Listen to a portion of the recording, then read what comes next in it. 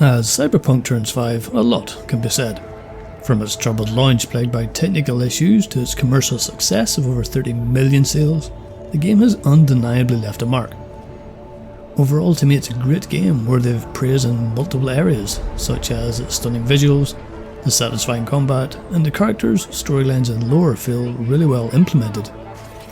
This video, however, it isn't about any of that. It's not about the buggy launch or the fantastic visuals. No, this video is about the game's missing ingredient. The world doesn't feel alive. As mentioned, the world of Cyberpunk looks fantastic. It's full of detail and the developers did a great job of giving the different areas their own vibe. The city is bustling with NPCs, cars roam the roads and cops patrol the streets. So visually, at first glance it creates an immersive experience for the player. The problem is if you simply stop and observe the world for even just a few seconds, this pretty facade quickly falls apart. You'll notice that most NPCs are nothing more than window dressing, essentially cardboard cutouts who don't do anything but move from A to B, while others will repeat the same idle animations until the heat death of the universe if you keep looking at them. There's little logic behind what they're doing.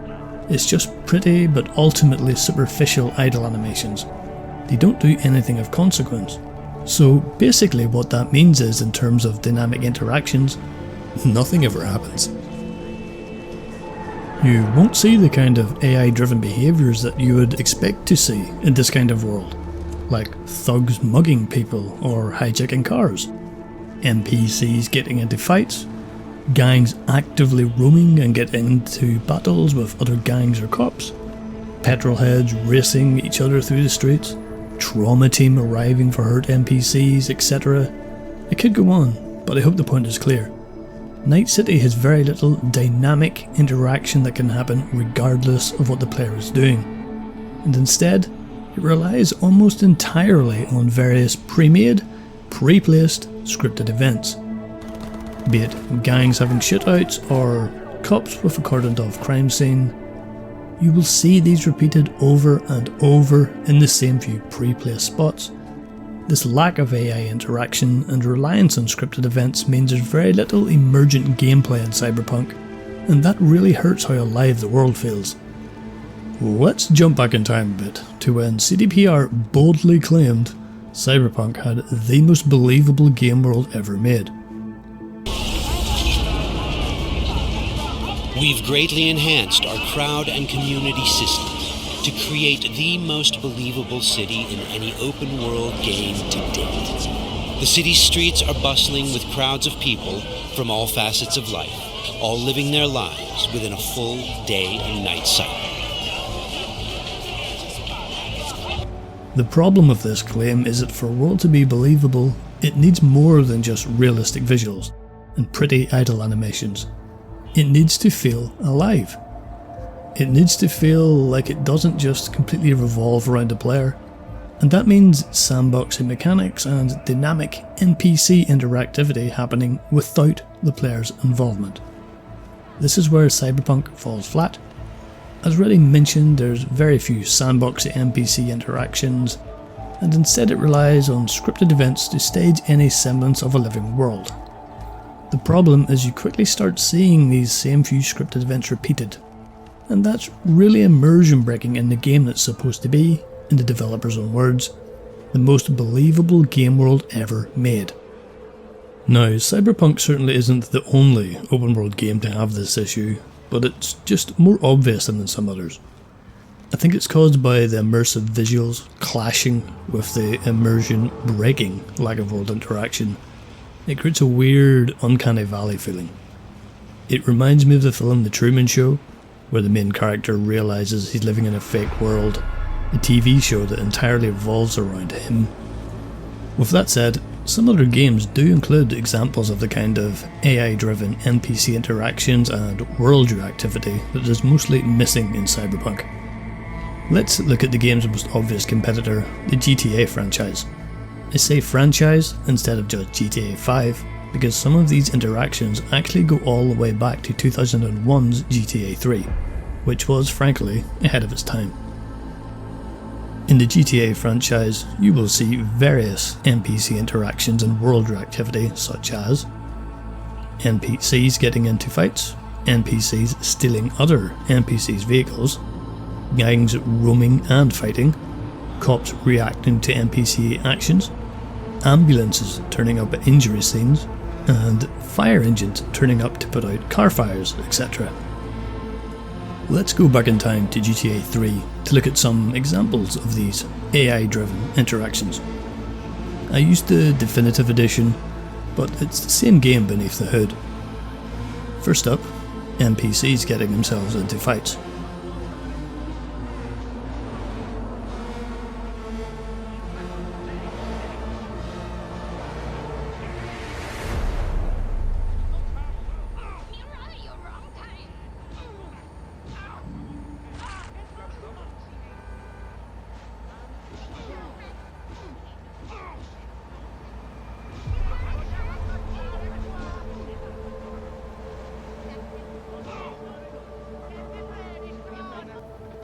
Second up, the game had thugs who could steal from other pedestrians, which would lead to chases or brawls.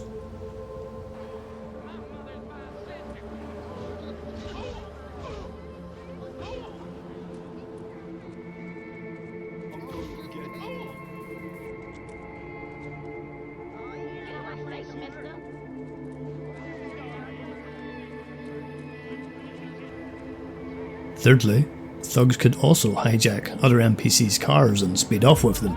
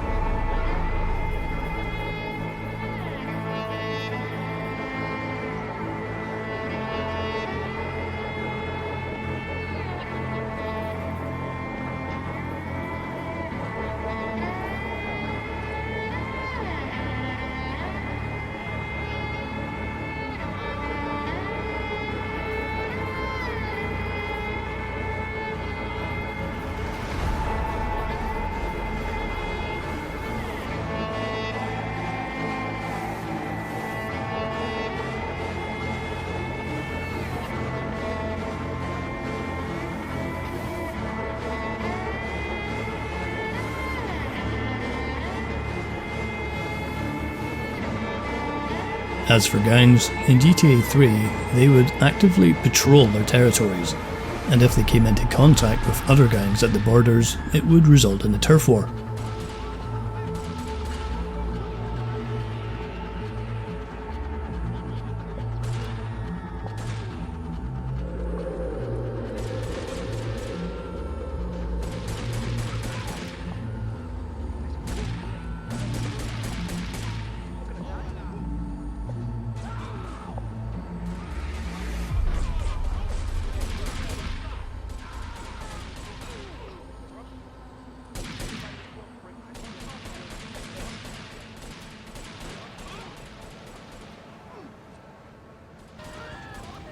And the final example is ambulances, which would turn up with medics and revive downed NPCs.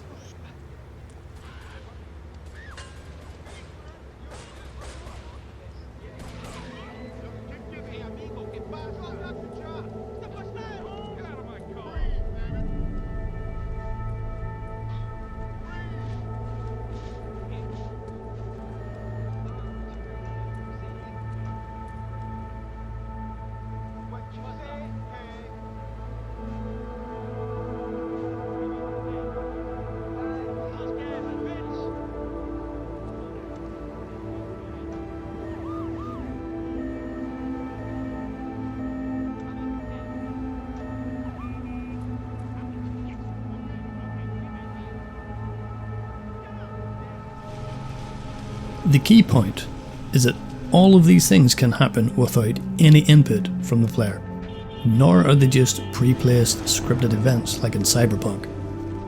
They can happen spontaneously anywhere entirely because of NPC behaviours, and that creates emergent gameplay situations while also making the game world feel more alive. Now, to be clear, The GTA franchise does also use scripted events in a similar way to Cyberpunk or other open world games, but these are in addition to the AI driven interactions as a supplement. GTA doesn't solely rely on them to create a sense of a living world the way that Cyberpunk does. Cyberpunk, in comparison, despite coming out almost 20 years later, simply has very few of these kind of AI driven mechanics. You won't find pedestrians getting themselves into fights outside of pre-placed scripted scenes like this one, which will just repeat in a loop until the end of days.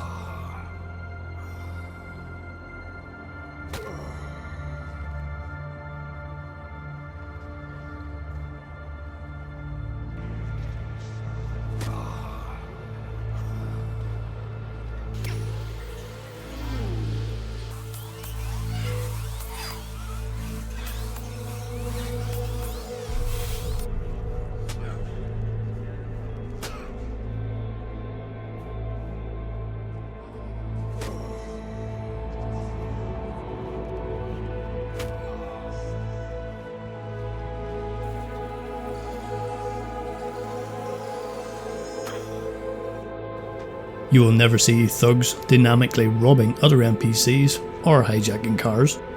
You will never see emergency services like Trauma Team or fire engines turning up for downed NPCs or fires.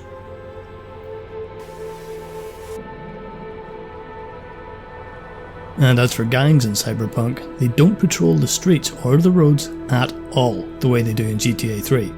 Instead, you'll only find them in pre-placed static positions from which they never move.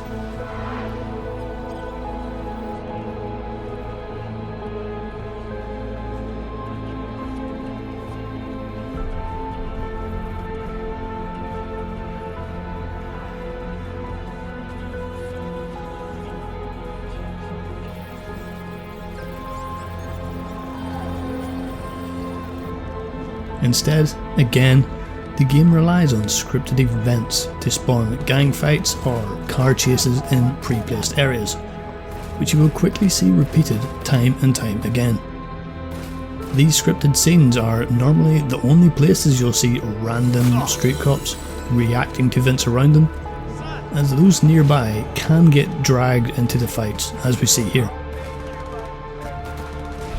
It's very temperamental though, to the point of being buggy, as I've watched as cops will sometimes walk on past and completely ignore gangs shooting near them, or in instances like this clip where they watched as a gang member attacked me and then decided to join in and attack me themselves for whatever reason.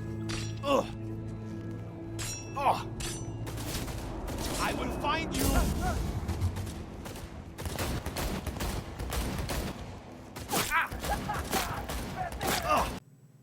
In other instances, I've watched as NPC drivers freak out and run over multiple pedestrians, while nearby cops simply don't react at all. But if you, the player, did the same thing, they would instantly be shooting at you. This lack of mechanical detail ultimately hurts how alive the world feels, and for a game that's supposed to be set in a living world, rife of crime, I can't help but feel it doesn't really feel like it due to how little effort CDPR put into this specific area of the game. The lack of dynamic interaction, it simply holds it back from reaching its true potential.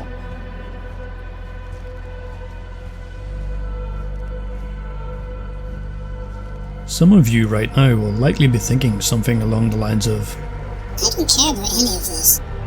and that is perfectly fine. Not everyone cares about immersion beyond the surface level. Not everyone cares if developers don't try and make their open worlds feel alive by having sandboxy NPC interactions and emergent gameplay. So if that's you, that is perfectly okay. But remember, just because you don't care about these things, that doesn't mean that no one else does either. And nor does it mean you wouldn't come to appreciate these mechanics had the developers actually implemented them. There will be others listening to this while nodding along in complete agreement, as it's something that a chunk of gamers really care about. It's just not a topic that's easy to put into coherent words, as this video is probably showing. You just have to look at all of the mods that have been created to improve this area of Cyberpunk, or the many immersion-focused mod lists on YouTube, to see that this is something a section of gamers are deeply interested in. The issue is that those mods aren't helpful for console gamers unless it's given mod support in the future, and really, mods shouldn't even be needed to fill in these gaps in the first place. These mods that make the world more alive by improving NPC interactions and reactivity, they really should have been in the game by default, made by the actual game developers prior to its release. With other games doing some of these things 20 years ago, CDPR really doesn't have any valid excuses here.